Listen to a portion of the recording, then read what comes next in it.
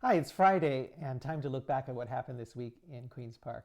Vaccines are being rolled out, and on April 1st, people having a range of health conditions and people living together with others in a range of so-called congregate settings, plus essential caregivers and at-risk staff. On April 1st, they'll all be able to start booking their vaccinations.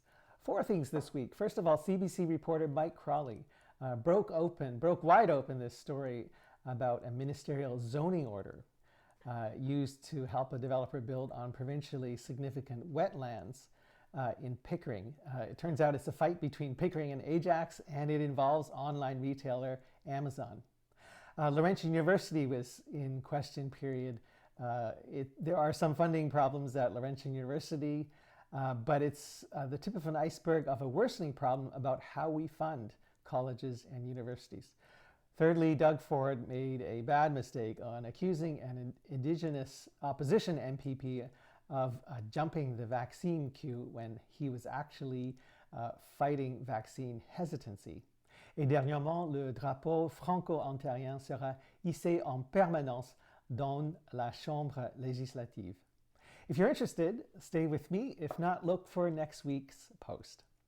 CBC reporter Mike Crawley broke wide open the story. He dug into what was really behind the government's use of a ministerial zoning order to get around the Conservation Authority, get around planning, get around local consultations, to help a developer build on the Duffins Creek provincially significant wetlands. It turns out there's a fight between Ajax and Pickering to be the site of a new warehouse for online retailer Amazon. And this involves a lot of money, something like $50 million in development charges. And what city council wouldn't want to fight for that?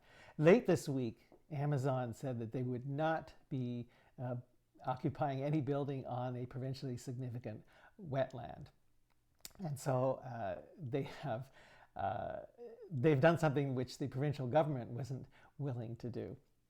Second story was about Laurentian University. Laurentian is having some financial woes, and putting aside any questions of what the administration could have done differently, funds that were supposed to be set aside for research were mixed in the same account with operating funds, and so that money is now not available for researchers. This is causing a lot of problems.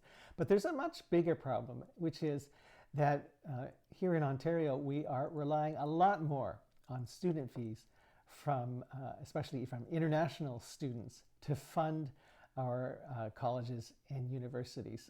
4 years ago, it was about 50-50, the balance between government funding and funding from student fees. Now it's almost 2-to-1, the funds that come from student fees compared to government funding.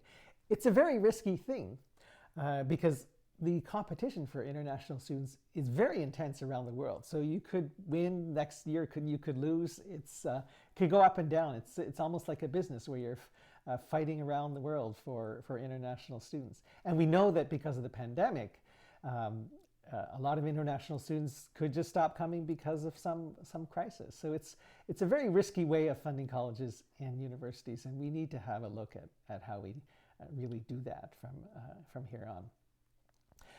Doug Ford made a mistake, unfortunately, this week, accusing an Indigenous opposition MPP of jumping the vaccine queue when he went up north to get a vaccination. It turns out he's actually eligible to get one. And what he was doing was fighting vaccine hesitancy. This is something that's really important. The Indigenous people and Black people, for example, because of how they've been historically treated by the system, they don't trust it. And so there's a natural hesitancy to receive vaccines. And that's a thing we have to pay serious attention to.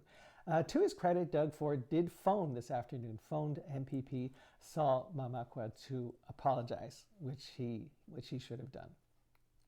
Et dernièrement, les députés ont adopté à l'unanimité la motion de la députée Ottawa-Vanier, Madame Lucille Collard, que le drapeau franco-ontarien soit hissé en permanence dans la Chambre législative et devant l'édifice.